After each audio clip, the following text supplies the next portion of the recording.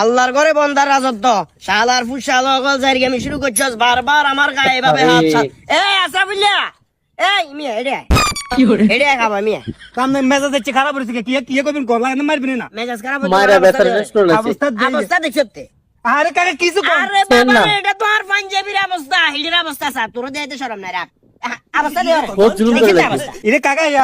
ইয়া কই এটা লিপস্টিকের মতো দাগ দিছে কোনে লিপস্টিকের মতো দেখ তোর বাপে আরে তোর কাছে গিফট করছে আরে গিফট শালার ফুদাই চলছে আরে কাকা আমনে তো শাশুর লগে বেজাল করেন এত লগে বেজাল করেন তাই নাকি আপনারা বুঝা কোন না বুঝলে তাই আমি বুঝা কই জুমার নামাজে গেছি হ্যাঁ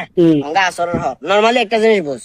জুমার নামাজে যাবার হরে তোর বাপে ফট করে আন লগে লাগিয়েছে আমি বলে জিরা ফেলে মারামারি করি ধাক্কা ধাক্কি করে একেবারে হুদা বাট করেন না আমনে তো জিরা ফিলই হিডা লই এটা প্রত্যেকদিন বেজাল করেন ওনার যে কি এমন এনে আর ফ্যামিলি বনে অবশ্যই আর ফ্যামিলি বনে বত আর কথা ঠিক family আছে। যদি বয় আর কত হলো মাইনছেরে যদি একটান দেন আর দুই মাইনছেরে যদি দুই দেন আর সাইরান দেন তোর কাকা আছে না তোর কাকা ফট করে আর কোলে লইলাইছে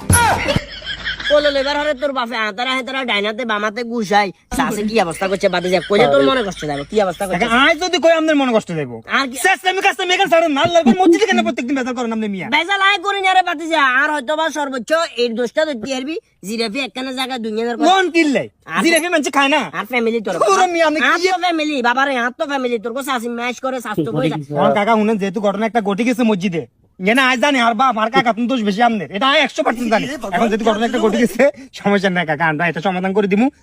এই কাকা মারছো বেশি আপনি ওষুধ খাইয়ে লেগেন কেন কাকা না হুনো 30 টা হুন যদি মু 30 টা হুন যদি ডাইনে বামু ওয়ান টাইম মারি ডাইরেক্ট চেয়ারম্যানের কাছে মামলা শালার ফুদাই যাচ্ছে বিচার করছস তুই বিচার হ্যাঁ